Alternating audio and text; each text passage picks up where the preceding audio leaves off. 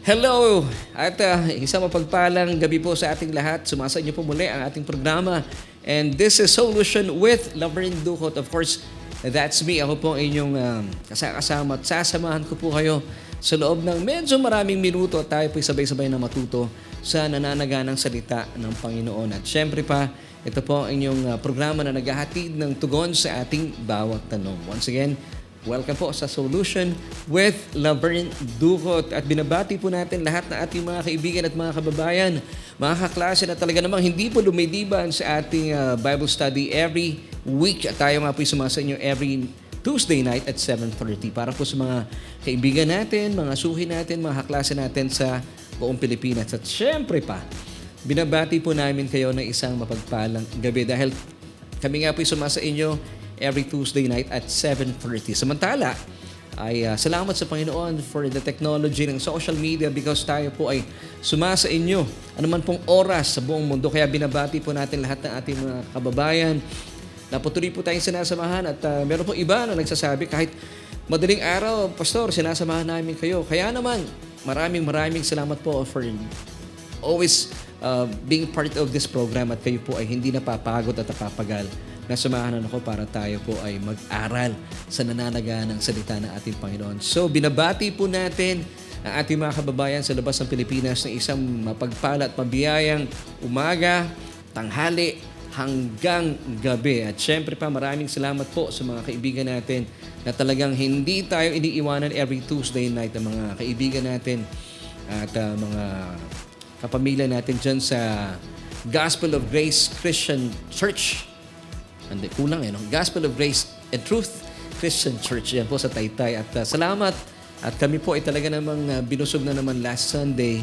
At kasama natin na ating talagang pagpapalang tagapagsalita. Of course, thank you din kay Brother Joel and Sister Sally Bayo na kasama natin. And of course, kasama rin po nating nanonood at nag-aaral sa gabi pong ito. At gayon din po, gusto nating pasalamatan ang lahat ng mga baguhan. Marahil kayo po ay first time na napadako sa ating programa. So sa ngalan po ng aking buong pamilya, we welcome you and pwede po bang maglambing po sa inyo kung kayo po ay first time na napadako at napasama sa ating programa. Pakilagay po sa ating comment section, #first-timer. At pakibanggit na rin po o sino po yung nag-invite po sa inyo. Pwede niyong pasalamatan o banggitin po ang kanyang pangalan.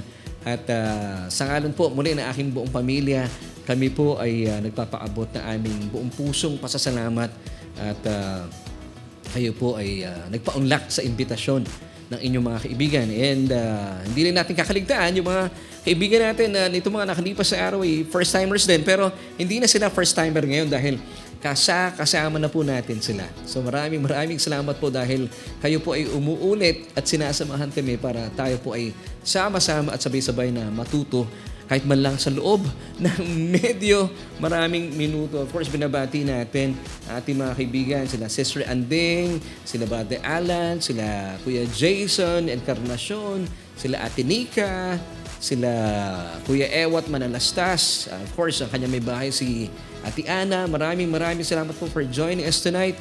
Nandyan din sila Mami Susan Cueva, sila Brother Ver and Ate Edsel. Kasama rin sila Principal Ellen at of course si Brother Ricky, ang kanyang butihing hobby.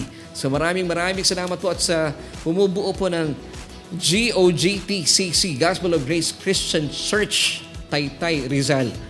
Isang mapagpala at mabiyayang gabi po sa inyo lahat. At binabati rin natin sila Nanay Medi Remo na na-miss po namin last Sunday. At ilan din po sa mga kasama natin dito sa church natin, sila Ate Jackie and Kuya Makoy Alcantara. Good evening po sa inyo. Thank you for joining us tonight. Binabati rin po natin lahat ng mga kaibigan at mga churchmates natin sa Solution Grace Church. At manatili po kayo manood at I'm so sure mapapagpala po kayo. Ngayon din po binabati natin sila Sister Norma Vitales mula po sa Hong Kong at ang kanyang anak na si Philip na kasalukuyang nasa Taiwan. Brother Philip, pasensya ka na. Nalilito ho kung nasaan kang bansa pero salamat kay mama mo ako ay palagi ang pinapaalalahanan. At binabati rin po natin ang ating mga kaibigan, sila Brother June Malyari. Salamat po for joining us. At palagi po namin kinakasama. Sister Leonora Dacumos, sila Sister Carmelita Mendoza Hanoras. Actually, si Nanay, good evening po sa inyo. Maraming salamat po.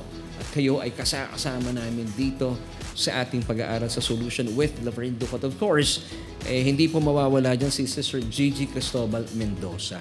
At siya nga pala, mga kapatid, kung kayo po ay napapagpala at naniniwala sa ating mga pinag-uusapan, pwede po ba ako maglambing po sa inyo? At paki-share po yung ating gawain sa inyong mga kaibigan, kakilala, at syempre pa sa inyong mga kapamilya. Nang sa gayon, hindi lang po tayo yung napapagpala at natututo.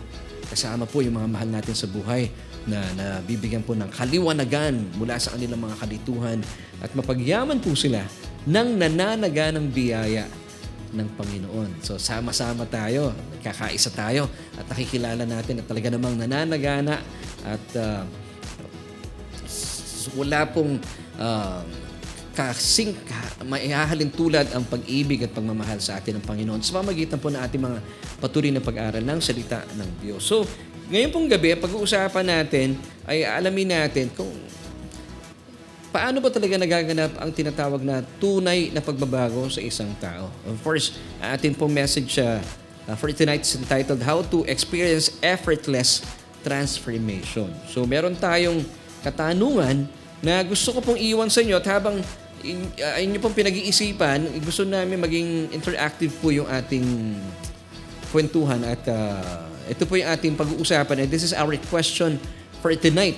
So, magkaroon po kayo ng pagkakataon para malaman at isulat na rin po sa ating comment section ang sagot dito sa ating question. How does true transformation happen? Is it through the Ten Commandments or the law or through God's undeserved favor or through grace? So once again, this is our question for tonight. Na maganda po ay sagutin din po ninyo ayon po sa inyong paniniwala at yung iba dyan haka-haka marahil dahil hindi po sila masyadong sigurado. So how does true transformation happen? Is it through the Ten Commandments or through the law or through God's undeserved favor or grace? Kasi pag sinabi natin grace, undeserved favor, unearned favor, and God's unmerited favor. So what do you think? So ipagbigay alam na po ang inyong mga kasagutan. Of course, dito lang yan sa inyong programa.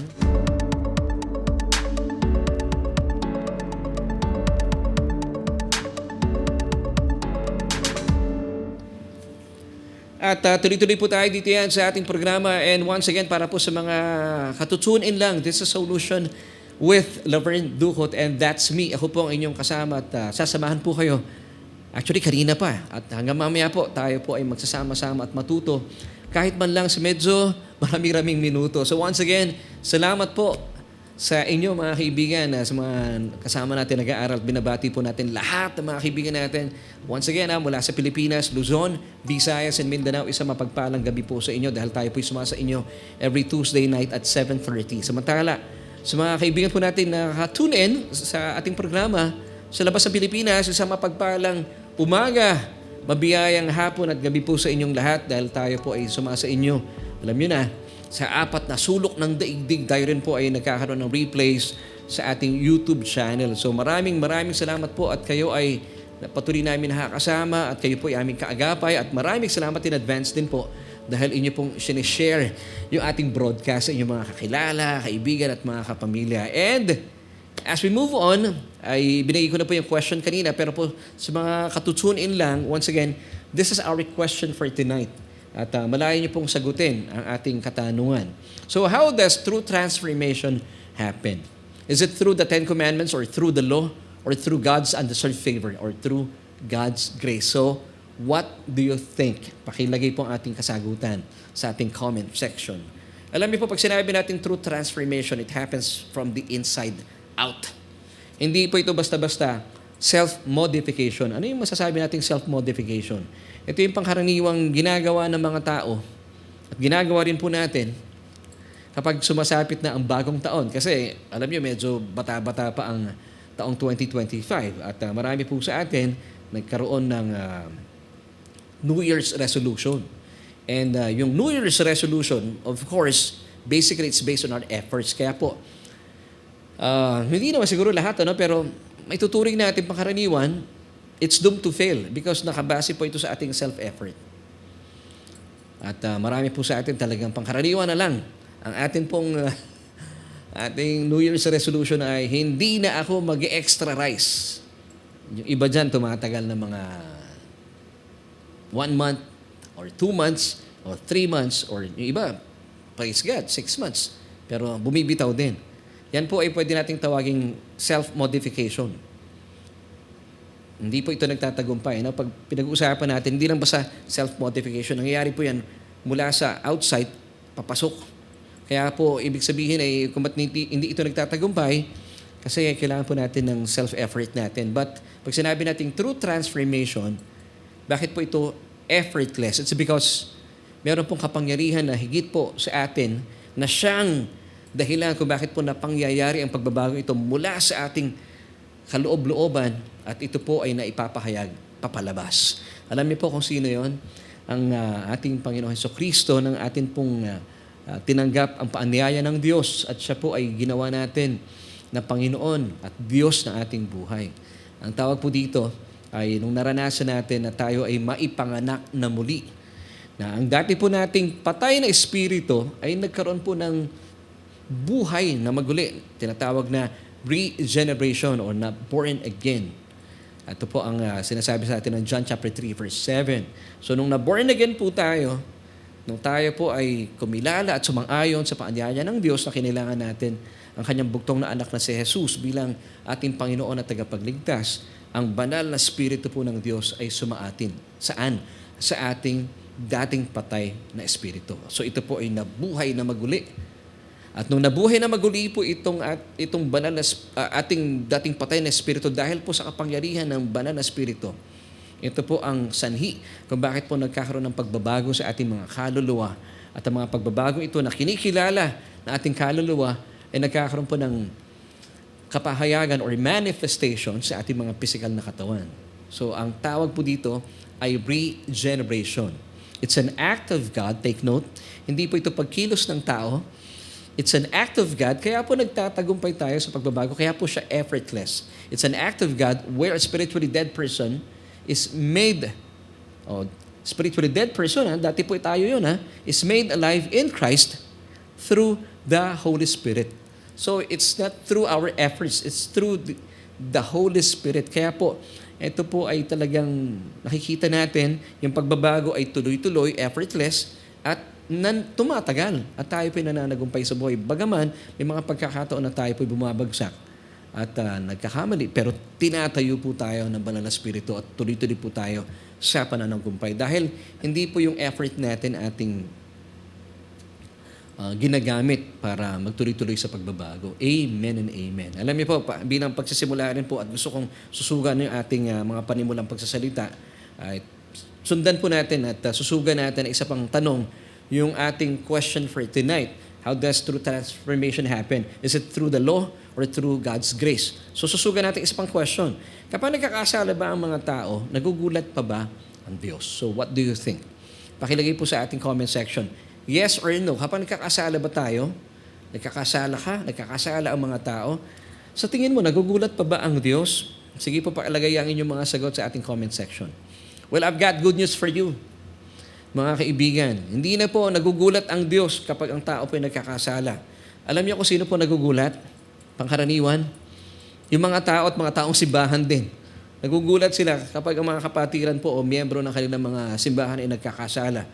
Ganito nga po ang marami po sa atin nagugulat kapag nababalitaan natin na ang mga tao ay nagkakasala o sa panahon natin sa ngayon, ay maraming tao ay nagugulat sa mga politiko na sa kanilang estimasyon ay nuknukan sa kasamaan. Alam niyo po, kapag ang isang tao o isang politiko ay wala pong relasyon sa Panginoong Hesukristo, hindi na po kagulat-gulat na siya po ay magkasala. Dahil po kapag ang isang tao o isang politiko ay walang relasyon sa Panginoon, siya po ay nananatiling makasalanan dahil hindi po nananahan ng banal na espiritu sa kanyang espiritu, patay pa rin ang kanyang espiritu. So kung patay po ang espiritu ng taong yan o ng iyang politikong yan sa iyong estimasyon ay gumagawa ng kasalanan, natural po sa isang makasalanan, ang taong patay ang espiritu ay makasalanan, natural po o likas sa kanya na siya ay magkasala. So dapat, Hindi na po tayo naguguluhan doon. Kung bakit nga po meron pa po tayong mga paniniwala um, na nagugulat ang karamihan sa atin dahil hindi po natin naintindihan ang mga katotohanan ito. Now, meron pong ginawa ang Panginoong Hesukristo.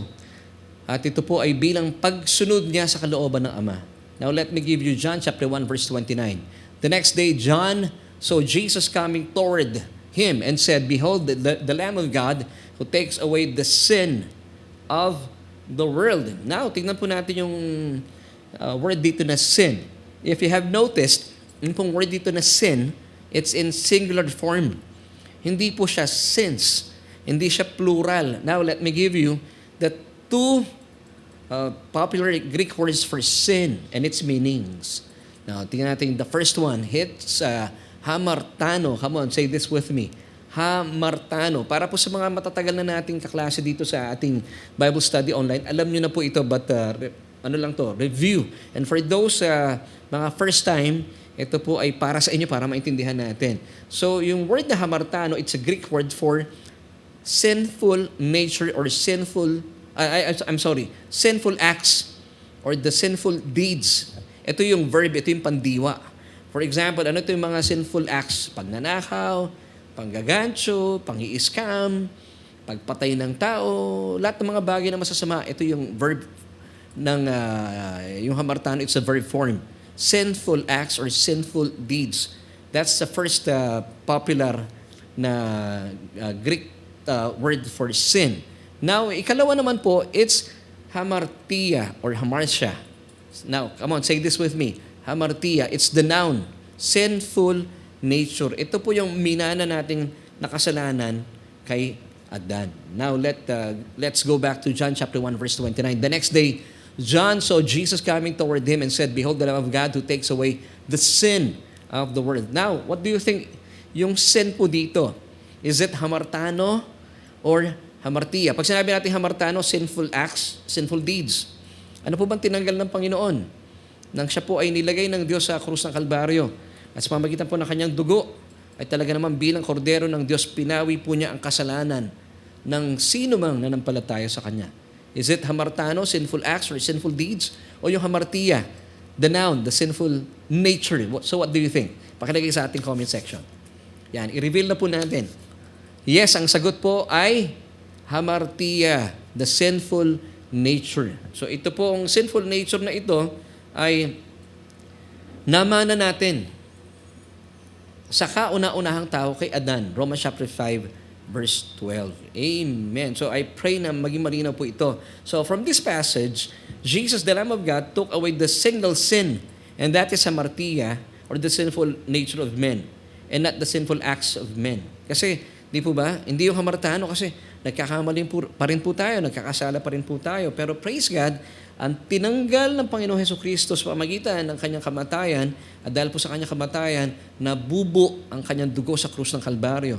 Hindi lamang po tinakpan ng dugo ng kordero ang ating kasalanan. Ito po ay minsanan po niyang winakasan doon sa krus ng Kalbaryo. So, ibig sabihin yung pinakaugat ng kasalanan ay pinawi at talaga naman pong winakasan na ng Panginoong Jesus doon sa krus ng Kalbaryo.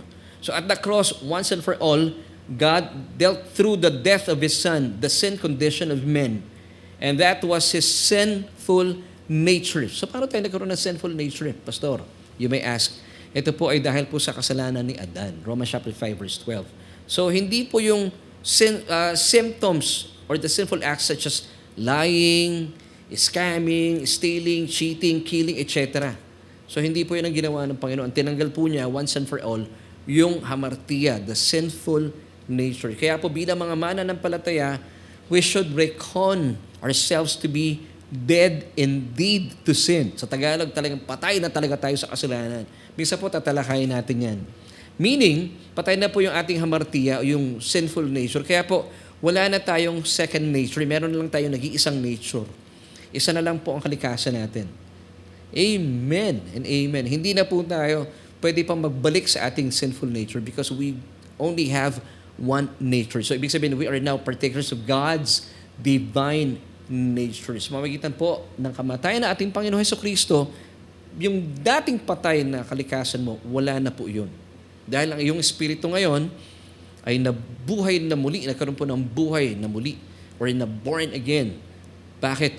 Kasi nung tinanggap mo ang Panginoong Hesukristo, hinayaan mo at sumang-ayon ka sa Diyos na ang kanyang banal na espiritu ay manahan sa iyong dating patay na espiritu, at sa pamagitan po ng pagtanggap mo sa ating Panginoong Hesukristo, sa pamagitan ng kanyang biyaya at pananampalataya, nagkaroon po ito ng buhay na maguli. Amen. Ang tawag po dito ay born again experience. Praise God. Once again, ano ibig sabihin ng born again experience? It's an act of God where a spiritually dead person is made alive in Christ Jesus through the Holy Spirit. At muli po, napangyari po ang lahat ng ito, kaya po sobrang nagpapasalamat tayo sa ating Panginoon Hesukristo at sa kanyang mga tinapos na gawa doon sa Kalbaryo. Now let me give you Romans chapter 6 verse 11. Likewise, you also reckon yourselves to be dead indeed to sin but alive to God in Christ Jesus our Lord. Kaya nga po hindi po nagugulat pa ang Diyos kapag ang tao pinagkakasala, dahil alam po niyang sadyang kaya nga po nagkakasala ang tao dahil kapag tinataglay pa rin po niya yung sinful nature, talagang magkakasala po ang tao. O nandiyan pa rin yung hamartiya. Kapag nasa iyo ang hamartiya, gagawa ka pa ng hamartano, yung sinful deeds. So ito po, once again, gaya na sinabi ko kanina, ito po yung minana ng tao kay Adan. Let me give you Romans chapter 5, verse 12. Therefore, just as through one man sin entered the world and death through sin, yung sin po dito, it's hamartiya. And thus death is spread to all men because all sin. So that's hamartano, sinful acts. Ang linaw mga kapatid. So I pray na nabigyan po tayo ng kalinawan mula sa mga talatang ating pinag-uusapan. Now, napansin niyo po ba ang sinasabi ng talata na kung bakit nakakagawa ng kasalanan o hamartano ang tao ay kapag patuloy po niya tinataglay ang binana niya kasalanan kay Adan, ito yung hamartiya, yung sinful nature. Kaya nga po tayo bilang mga mananampalataya, kapag alam po natin ito, at kapag meron ka nakikita mga politikong gumagawa ng mga kasamaan, at talaga naman parang enjoy na enjoy sila sa paggawa ng masama, hindi ka na nagugulat at hindi natin sila kinokondena. Bagkos ang ginagawa natin, ipinapanalangin po natin sila. Lalo tigit kung sila po ay may katungkulan sa ating pamahalaan. Ito po ang panuntunan o paalalang binibigay sa atin ng 2 Timothy chapter 1. 2 Timothy chapter 1 verses 1 until 2. Ipanalangin po yung mga taong gobyerno, mga taong namamahala po sa atin. Now, pero marami pa rin po sa atin ang hindi alam at naunawaan nito dahil hindi po ito pangkaraniwang ibinabahagi sa ating mga sambahan hanggang sa ngayon. Dahil marahil hindi po nila alam, kaya naman nakatuon pa rin po ang kanilang mga mata sa pagpuksa doon sa kasalanan, doon sa hamartano o sinful acts sa pamamagitan ng 10 kautusan or 10 commandments. Marami pong ganito mga churches eh. Hindi nila naintindihan kung ano yung sin na binabanggit doon sa John chapter 1 verse 29. Behold the Lamb of God who takes away the sin. Hindi po kasi masyado nadidiscuss ito sa maraming church. Kaya po maraming, as I've said kanina, marami po mga pastor, well, they are so sincere naman po talaga. But pwede pong sincerely wrong kasi pag hindi natin lang makatotohanan, pwede nating dalhin ang ating mga tupa sa kamalian at kaya po masyado sila nakatuon hindi doon sa hamartiya, doon sa hamartano. Wala yung focus sila doon sa sinful nature na ito po ay tinanggal na ng Panginoon once and for all nung siya po ay nakapako sa krus at sa kanyang kamatayan dahil nabubunga po ang dugo niya sa krus ng Kalbaryo. Marami po mga simbahan ngayon nakapako pa rin ang kanilang mga mata doon sa hamartano ng tao sa sinful deeds or sinful acts. Now, para puksain po ito, anong ginagamit po nila? Yung 10 kautusan para magkaroon daw po ng tunay na pagbabago. Well, nagtatagumpay po ba ang maraming simbahan? Hindi po. So, alamin natin, how does true transformation happen? Is it through the law or through God's undeserved favor? Alamin natin, is it through the 10 commandments? Now, marami pong natatakot gumawa ng kasalanan. Alam niyo kung bakit? Kasi po may kautusan. Na pag sila pinatagpo ang nagkasala, meron kaparusahan. Hindi maganda yon. Now, tayo po bilang mga mananampalataya at nagpapasailalim sa biyaya, alam niyo kung ba't di po natin gusto magkasala? Kasi alam natin mahal na mahal tayo ng Diyos. At dahil tayo po unang minahal ng Diyos, talagang bilang ating pagpupugay sa Panginoon at pasasalamat, minamahal din po natin siya. Ayaw natin siyang sinasaktan kapag tayo nagkakasala. So mas maganda po yung basihan natin. So binabase natin yung ating hindi pagkakasala dahil alam nating mahal tayo ng Diyos at mahal natin siya. Yun ang tunay na relasyon. So I pray na nakikita po natin yung malaking kaibahan po. So ganito rin po ang issue ng mga iskriba at mga pariseo nang kanila pong dinala sa Panginoon Jesus ang isang babaeng ayon sa kanila ay nahuli po nila sa akto ng pangangalunya. Take note pangangalunya. Pag sinabing pangangalunya, ay dalawang parties po involved dito pero nasaan yung isa? Kasi kung babalikan mo yung istorya, nawawala yung lalaki. Ang hinila lang nila papalapit sa Panginoon, yung babae. And once again, according to the scribes and the Pharisees, nakita nila in the act of adultery itong babaeng ito. So, pinagbabasihan nila dito, tingnan nyo po kautusan. Nung nilapit nila ito sa ating Panginoon Hesukristo, sabi nila sa Panginoon, hindi nila kinikilalang Panginoon ang ating Panginoon Hesukristo. Ang tawag nila sa Kanya, tagapagturo. Ayun ang sabi nila sa kanila. So, alam nila, ang sabi nila dito, ay yung mga iskriba kasi, maalam sa law. At gayon din po yung mga pariseo. At maalam din po sila sa kautusan ni Moises. So, bilang mga maalam, at talaga namang sila po ay tinatayuan nila ito bilang mga Hudyo, of course, no? Ayon po sa mga itong mga eskriba at mga pariseo na nahuli po nila sa akto ng pangangalunya itong babaeng kanilang daladala, kaya marapat lamang na ayon sa kautusan ni Moises ay pagbabutihin siya hanggang sa kamatayan. Kasi ayon po sa kautusan talaga dapat po siyang pagpapatayin dahil mali po yung kanyang ginawa. So ganyan po kabagsik ang kautusan. Basahin po natin ang mga tagpo sa John chapter 8 verses 4 to 5. They said to Jesus, yung himpo dito si Jesus, Teacher, see, wala pong relationship with the Lord. Hindi po nila tinatawag na Panginoon ang Panginoong Hesukristo. Teacher, guru lang. This woman was caught in adultery in the very act. So actually, nagkakasala sila dito. Naninilip sila. So nagkakasala sila. Verse 5. Now Moses in the law commanded us that such should be stoned. But what do you say? Of course, ginawa po nila ito hindi para meron silang pagmamahal sa salita ng Panginoon o sa kautusan ng Panginoon, kundi siluin mismo ang ating Panginoon. Para pag meron silang may ginawa pong o may hinakbang na mali ang Panginoon, meron silang maiparatang laban sa Kanya. Now, paano po hinarap ng Panginoong Hesukristo ang mga tagpong ito, ang issue ng kasalanan, ng pakikipag-apid ng babaeng ito sa ating kwento sa pamagitan ba ng kautusan ni Moises? Ito ba yung ginamit niya o sa biyaya ng Diyos? Now, tuloy-tuloy po tayo. This time, still with John chapter 8, dito na tayo sa verses 6 till 7. This, they said, they dito, the scribes and the Pharisees, testing yung him dito si Jesus, that they might have something of which to accuse him. But Jesus stooped down and wrote on the ground with his finger as though he did not hear. So challenge po na ibinigay po sa kanila ng Panginoon. Let's go back to verse 7. So when they continued asking Jesus, he raised himself up and said to them, He who is without sin among you, let him throw a stone at her first.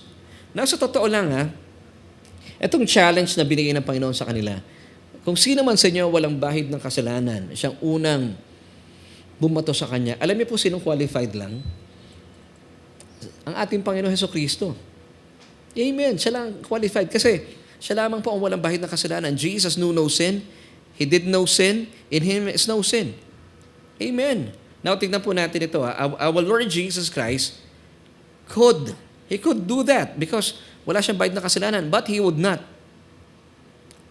Are you getting this, church? Nakukuha niyo po ito? Our Lord Jesus Christ could. Kasi nga, wala siyang bahid ng kasalanan. He did no sin, in Him is no sin, and He knew no sin. But, He would not. Yung mga eskriba at mga pariseo at yung mga tao sa paligid nila, they would, but they could not. Why? Dahil meron po silang bahid ng kasalanan. And of course, at sa kasaysayan, sundan po natin ng talata. Let's go to verses 8 till 9 na tayo, Kuya Aves. Still with John chapter 8. And again, he stooped down and wrote on the ground. Verse 9. Then those who heard it, being convicted by their conscience, went out one by one, beginning with the oldest even to the last. And Jesus was left alone and the woman standing in the midst. So ang natira lamang po, doon sa kanilang kilalalagyan, na kani-kanina lang, nandun yung maraming tao, yung mga eskriba, yung mga pariseo. Dahil sinabi ng Panginoon, kung sino man sa inyo ang walang bahid ng kasalanan, siyang maunang bumato sa babaeng ito. Nagkawalaan po sila. Ang natira lamang po yung babaeng inakusahan at ang ating Panginoon Hesukristo. Now, maraming mga tao po at mga mananampalataya po sa ngayon ang nakukondina kapag sila po ay nagkakamali at nagkakasala, ginagamit po ng mga simbahan ng kautusan. Nararanasan po natin yan. Hindi natin pwedeng ipagkailayan. Now, ginagamit po ng maraming simbahan sa ngayon ang kautusan para ang kanila pong mga miyembro ay ituwid at maging banal.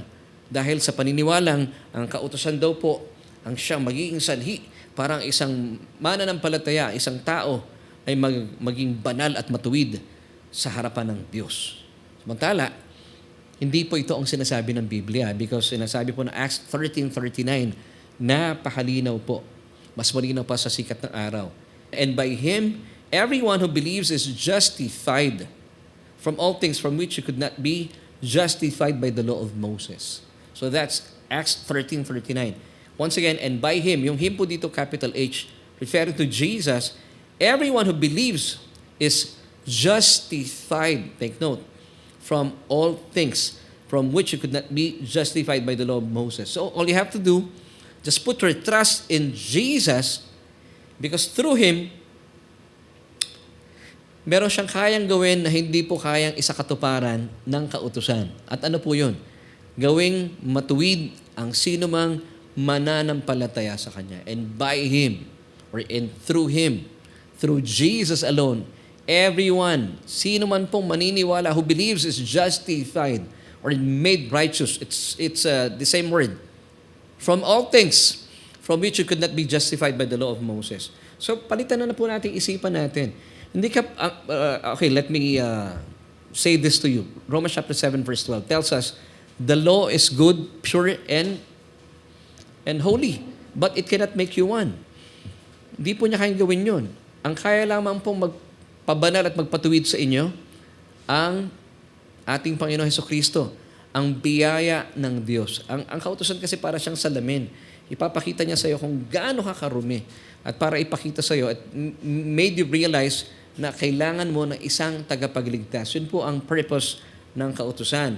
Kasi po ang pangkaraniwan po nating naririnig sa ngayon sa maraming simbahan na we were saved by grace through faith. Of course, that's Ephesians chapter 2 verse 8. Now, ito pong actually this is wrong. And that grace na nagligtas sa iyo will empower you to fulfill the law to be holy and righteous before God. Hindi po. Ang linaw na sinasabi kanina na Acts 13:39, hindi nga po tayo pwedeng gawing matuwid ng kautusan. Now, yung bang biyaya na nagligtas sa iyo ang siyang magi-empower sa iyo para gawin mo ang tunay na pagbabago? By fulfilling the law of Moses? Is this biblical? Definitely not. Because ay po Romans chapter 3 verse 20 para maintindihan po natin na talaga pong wala po ni isa mang tao ang pwede pong gawing matuwid ng kautusan. Referring to the law of Moses or the Ten Commandments. Therefore, by the deeds of the law, no flesh will be justified or made righteous in God's sight.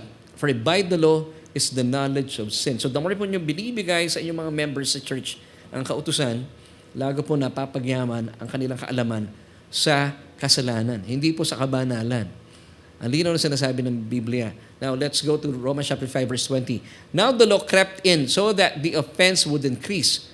But where sin increased, grace increased even more. Alam niyo po ba, ang galing dito, no?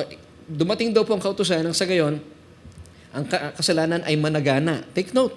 So kapag lagi niyo pong nilalagay sa inyong sambahan ang kautusan, dahil nga paniniwala ninyo ang kautusan na magpapabanal at magpapatuwid sa mga tao, hindi po. Lalo pong mananagana ang kasalanan sa inyong mga simbahan, sa inyong mga miyembro. Pero this is good news. Sabi ng talata, anak, pakilagay ulit dun sa Romans chapter 5 verse 20. Now take note of yung second part. But where sin increased, alam niyo po yung word dito na increased, pleonatso. Nananagana kung saan daw po nananagana, where? It's a location where sin increased. Grace increased even more. Yung increase even more dito in Greek, it's huperperisyo. Abounding ang biyaya sa atin ng Panginoon. Now, let's go to Romans chapter 7, verses 9 till 10. Sabi dito ng Apostol Pablo, I was alive once without the law, but when the commandment came, sin revived and I died. Verse 10, and the commandment which was to bring life, I found to bring death. See? Ang pagbibigay po ng kautusan sa inyong mga simbahan, ito po ay pagbibigay po ng kamatayan sa inyong ministeryo, mga kapatid. According to 2 Corinthians chapter 3. Kung babasahin niyo po yan, yung ministeryo po ng kautusan, it's a ministry of condemnation and death. Ang linaw po na nakasulat doon. Now, let's go to 1 Corinthians 15:56. The sting of death is sin, and the strength of sin is the law. Ewan ko lang, kung hindi pa po sobrang linaw po nito. Now, tingnan po natin yung mga word na sin dito para makita po natin. Actually, isa lang naman po yung meaning nito sa Greek. Ito po ba ay hamartia or hamartano? Now, tingnan natin, yung pong words dito, yung dalawang word dito na sin, it's the same hamartia. Pares silang hamartia. Sinful nature. The sting of death is hamartia, sinful nature, and the strength of hamartia is the law. Now, let's go back po doon sa ating pinag-uusapan kanina, yung the woman caught in the very act of adultery in John chapter 8. Now, tingnan po natin isang tagpo sa pagitan ng mga tao, eskriba, ng mga pariseo at ng Panginoong Jesus, nandun po, of course, yung nasasakdal, yung babaeng nahuli sa akto ng pakikiapid. Kung hindi po nanaigang mayamang biyaya ng Diyos sa mga pagkakataong iyon, alam niyo po ba, sigurado pong nabato at napatay na ang babaeng ito. Na ayon po sa kwento ay nahuli ng mga eskriba, actually, at ng mga pariseo pa, sa mismong akto ng pakikiapid. So sa ilalim po ng kautusan ni Moises, marapat po talaga siyang pagbabutuhin hanggang sa kamatayan. So gaya po ng mga eskriba at mga pariseo noon, marami pa rin po mga taong simbahan sa ngayon ang nagpapasailalim pa rin sa kautusan. Bagaman, hindi po ibinigay sa mga hentil ang kautusan. Kasi nga po, ang paniniwala ng maraming churches today that the law will make yung kanilang church members righteous and holy and accepted before God. Pero kung tutuusin, ibinigay po ang kautusan exclusively, yes, hearing right, exclusively to the Jewish people at hindi po sa ating mga hentil. Now, to give you the proof, Ephesians chapter 2 verse 12 tells us that at that time you were without Christ, being aliens from the commonwealth of Israel and strangers from the covenants of promise, having no hope and without God in the world. Sabi ng ilang malalaking simbahan sa ngayon, they often accuse us, grace teachers, ako po, kabilang ako dito, that we are promoting antinomianism. Pag sinabing antinomianism or antinomian, hindi daw po tayo naniniwala sa kautusan. Well, hindi po totoo yun. Ako po, I respect the law of God. I'm for the law because God gave itong law na ito for men to see how sinful we are. Yun po ang dahilan ng Panginoong Diyos para ipakita sa tao kung gaano siya makasalanan at para ma-realize din po natin, since tayo ay makasalanan, na talagang we are in need of a Savior. Yun po ang purpose talaga kung bakit ibinigay ang kautusan. Romans chapter 3 verse 19 tells us, now, we know that whatever the law says, it says to those who are under the law, that every mouth may be stopped and all the world may become guilty before God. So once again, ang kautusan po ay para ma-realize natin na makasalanan tayo and that we are in need of a Savior. And that's why God gave us His Son. Diba sabi ni John 3:16, for God so loved you and me that He gave His only begotten Son, that whoever believes in Him should not perish but have everlasting life. Amen. So mga kapatid, once again, God gave the law that we would realize that we cannot fulfill the law, that we would come to realize din po yung ating need for a Savior. Kung kaya ibinigay po ng Diyos ang kanyang anak, ang kanyang mismong biyaya. John chapter 1 verse 17 tells us, for the law was given through Moses, but grace and truth came through our Lord Jesus Christ. Grace and truth, take note came. It's a person through Jesus Christ. Samantala, may ginawa pong kamangha-mangha ang Diyos pamagitan ng kanyang biyaya. Sino po itong biyaya? Ang ating Panginoon Hesukristo, ang kanyang bugtong na anak, na hindi kayang gawin ng kautusan. Gaya po nung pinag-usapan natin kanina, yung kautusan ni Moises, hindi po niya kayang gawing matuwid ang tao, ang isang mananampalataya. Hindi po niya kayang gawing baguhin o maranasan yung tinatawag na tunay na pagbabago from the inside out, tinatawag nating true transformation.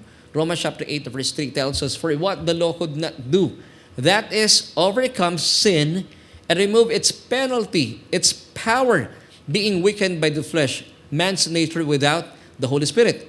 God did." Wow, praise God. Kung hindi po kayang gawin ng kautusan na gawa po ng ating Diyos. How? By sending His Son, His own Son, in the likeness of sinful man as an offering for sin. And He condemned sin in the flesh, subdued it, and overcame it in the person of His own Son. Praise God. So talaga yung kahinaan po ng kautusan, wala siyang kakayahan talaga na tayo po'y gawing righteous or justified before God. Pero buti na lang, nagawa po ng Diyos. At sa pamagitan po ito ng kanyang bugtong na anak, ng kanya pong inilaan ang kanyang bugtong na anak doon sa krus ng Kalbaryo para maging kasalanan bilang kabayaran para sa atin. Na tayo po ay matubos sa kasalanan ito, na makamit po natin ang buhay na walang hanggan. So God sent His grace, which Jesus Himself, His Lamb, and He perfectly took away our sin. Yun po yung hamartiya, our sinful nature at the cross once and for all. Praise God, mga kapatid. Tingnan natin John chapter 3, verse 17. "For God did not send His Son into the world to condemn the world." Kasi condemn na po ang tao. Before Jesus came, condemn na ang tao because of the law. Kitang-kita niya yung kanyang kasalanan because of the law. Condemn na po ang mga Hudyo. Now, bakit po naparito ang Panginoon? But that the world through Him might be saved. So, totoong natagpo ang nakikiapid po ang babae. Dinala po ng mga eskriba at mga pariseo doon sa kwentong ating binasa ko po sa inyo. Kaya po kinundina siya ng mga maaalam at mga nagpapasailalim sa kautusan. Sino-sino po sila? Yung mga eskriba at mga pariseo. Dahil alam na alam po nila ang kautusan ni Moises. Pero ano po ang nagligtas sa kanya? O sino? Ang ating Panginoon Hesukristo. Siyang biyaya na ibinigay sa atin ng Diyos. Hindi kailanman mangungundi na po ang mayamang biyaya ng Diyos, ang ating Panginoon Hesukristo, kundi ang biyaya pa po ang nagbigay sa babae ng kapangyarihang hindi na magpatuloy pa sa kasalanan. Wow! So kapag nalaman niya hindi siya kinundina, yung the gift of no condemnation, kapag ito po itinatanggap natin, this gift of no condemnation will empower you to sin no more. Yun po ang kinakailangan natin. Now, let me give you John 8, verses 10 till 11. "When Jesus had raised Himself up and saw no one but the woman, He said to her, 'Woman, where are those accusers of yours? Has no one condemned you?' Verse 11, she said, 'No one, Lord.'" Wow! "And Jesus said to her, 'Neither do I condemn you. Go and sin no more.'" Wow! So dito po, nagsimula, pansinin nyo, Marami churches today, sinasabi nila, huwag ka na magkasala para hindi ka na namin i-condemn, ha? Baliktad, dito po sabi ni Jesus, binigay niya yung gift of no condemnation. Sabi niya, kahit ako hindi kita i-condemnahin. Now, go and sin no more. When you receive the gift of no condemnation, now, true transformation happens. Wow, praise God. So, ito na tayo sa ating final solution. As we end, let's go back to our question. So, nakikita nyo na, gaano po kabuti ang ating Panginoon talaga. How does true transformation happen? Is it through the Ten Commandments or through the law or through God's undeserved favor? Well, malinaw po ang sagot, ang ating solution. If you want to experience true transformation, it is just by receiving Jesus' abundant grace and His gift of no condemnation, and sin will lose its power against you. Wow. So maraming tao po sa ngayon ang hindi nananagumpay, especially mga mananampalataya, kung kayo po ay nagpapasilalim pa rin sa kautusan. Hindi po kayo talaga hindi po ninyo mararanasan ang tunay na pagbabago. Mananatili pa rin po kayo sa kapangyarihan ng kasalanan. Pero kapag kayo po ay tinatanggap nyo yung regalo, yung charis, yung biyaya of no condemnation, charis kasi is gift of no condemnation, at naniniwala kang ang Panginoong Diyos sa pamagitan ng kanyang bugtong na anak na si Kristo is now giving you His gift of no condemnation, True transformation will happen from the inside out. Amen. Alam niyo kung bakit?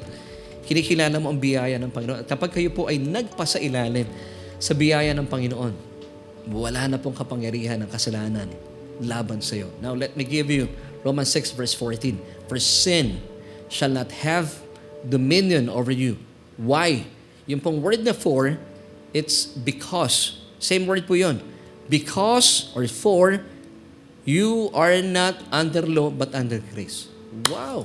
So, true transformation happens, hindi po sa pagbibigay ng kautusan. Lalo po kayong magkakasala. Kasi by being under the law, mananagana po kayo sa kasalanan. Pero kapag kayo po ay nagpapasailalim sa mayamang biyaya na ating Panginoong Diyos, sino po yung biyaya? Ang ating Panginoong Jesus mismo. Kapag tinanggap mo yung kanyang regalo of no condemnation, you will reign in life. Amen. By receiving His righteousness. Amen. Wala na pong kapangyarihan ng kasalanan laban sa iyo. Now, bigay pa po natin ang Romans chapter 3 verse 20. For no one is declared righteous before Him by the works of the law. For through the law comes the knowledge of sin. So ang tanging pamamaraan lamang po para maranasan po natin ang tunay na pagbabago, mga kapatid. Napakamura pa lamang po, napakabago po ng ating bagong taon. Kung gusto nyo maranasan ang tunay na pagbabago at tila pagod na kayo, ilang taon nyo nang sinusubukan magbago pero hindi po kayo nananagumpay. It's because kung kayo po nananatili sa kautusan, hindi po talaga mararanasan ang tinatawag na true transformation. Self-modification lamang po yan. Now, ang tanging pamamaraan, tanggapin lamang po ang nananaganang biyaya sa atin ng Panginoong Jesus na inilaan po sa atin ng Diyos. At ikaw ay ilalakad sa isang buhay na nananagumpay sa kasalanan at namumuhay na may kabanalan at katuwiran sa lahat ng mga bagay ayon pa sa Acts 13:39. Ito po yung bagay na hindi kayang gawin ng kautusan. And by Him, everyone who believes is justified from all things from which you could not be justified by the law of Moses. So true transformation happens through God's grace and not through the law of Moses. Maraming salamat kaibigan at kayo po ay nakasama ko sa ating pag-aaral na ito. At talaga pong napakabuti ng Diyos. So once again, if you want to experience true transformation, ito po ay sa pamagitan ng biyaya na ating Panginoong Diyos. Hindi po sa pamagitan ng kautusan. Ito po ay sa pamagitan ng mayaman at nananaganang biyaya sa atin ng Panginoong Diyos. So kaibigan, kung gusto niyo po ninyong maranasan ang pagbabago mula sa inyong mga buhay, sumang-ayon po tayo sa paanyaya ng ating Panginoong Diyos. Sabi po niya in Romans 10 verse 9 that if you confess with your mouth the Lord Jesus Christ and believe in your hearts that He was raised from the dead, you will be saved. So all you have to do, magpipray po ako. You may pray with me kung gusto po ninyong tanggapin ang Panginoong Hesukristo. At buksan po ang inyong puso at maniwala na siya po ay hindi na natiling patay. Pagkos siya po ay nabuhay mula sa kamatayan, tiyak po na kayo ay maliligtas. That's simple. Kasi mahal po kayo ng Panginoon, ayaw po niyang gawing komplikado ang bagay-bagay para po sa inyong kaligtasan. So, pwede po ba tayong manalangin? At sabayan niyo po yung aking panalangin. Sabihin niyo po ang mga salitang ito na nagmumula sa inyong mga puso bilang panalangin sa ating Diyos. Aba, maraming salamat po sa iyong mayamang kapahayagan sa akin sa gabing ito. Kinikilala ko po ang aking sarili na sabiang walang kapangyarihan at kakayahan para iligtas ang aking buhay. Kaya naman, tinatanggap kita, Jesus, bilang aking Panginoon at sariling tagapagligtas. Dahil naniniwala po ako na sa iyong kamatayan doon sa krus ng Kalbaryo, winakasan na ang kasalanan ko. At naniniwala rin po ako na kayo po ay hindi na natiling patay, bagkos ay nabuhay na maguli bilang patunay na ako ay pinatawad na at pinaging matuwid sa harapan ng Ama. Salamat po sa iyong kaloob, O Diyos, na kaligtasan. At maraming salamat din po ng aking pangalan ay nakasulat na sa aklat ng buhay. Amen at amen. Kung isa po kayo sa mga sumunod sa panalangin ito, tanggapin po ninyo at manampalataya po kayo na kayo po ay ligtas na at manatili po tayo mag-aral at magpasailalim sa mayamang biyaya sa atin ng Diyos. At sa pagkakataon pong ito, Samantala, gusto ko pong ipanalangin ikaw na matagal ng mananampalataya at nabuksan po ang inyong isipan na talagang hindi pala kautusan na magpapabago sa inyo, kundi ang mayamang biyaya sa atin ng Diyos. At gusto mo maranasan ngayong taong ito ang managumpay sa kasalanan. Well, kaibigan, I would like to pray for you. Aba, thank you so much sa iyong kapahayagan sa amin sa gabing ito. And thank you for using this program. I pray na marami pa pong mga tao, mga Kristiyano ang mabuksan sa katotohanan ito habang amin pong nilalakaran ng bagong taong ito ng 2025 at maranasan po namin ng ganap ang tunay na pagbabago mula sa aming mga buhay. At ito po ay sa pamagitan ng iyong biyaya at hindi po ng kautusan ni Moises. Maraming salamat po sa mga talatang nagbibigay sa amin ng malinaw na kapahayagan na anuman pong mga bagay na hindi kayang gawin ng kautusan para sa aming pagbabago ay ito po ay naisakatuparan na sa pamagitan po ng iyong mayamang biyaya ng iyong bugtong na anak na si Kristo. Salamat po sa katotohanan ito. At o Diyos, ako po ay nagpapasailalim sa iyong mayamang biyaya. Salamat dahil alam kong tinatamasa ko na ang tunay na pagbabago mula sa aking buhay dahil sa iyo. Ito po ang aking panalangin na may pagpupuri at pasasalamat at pagsamba sa matamis sa pangalan ng aking Panginoong Jesus. Lahat po tayo magsabi ng Amen at Amen.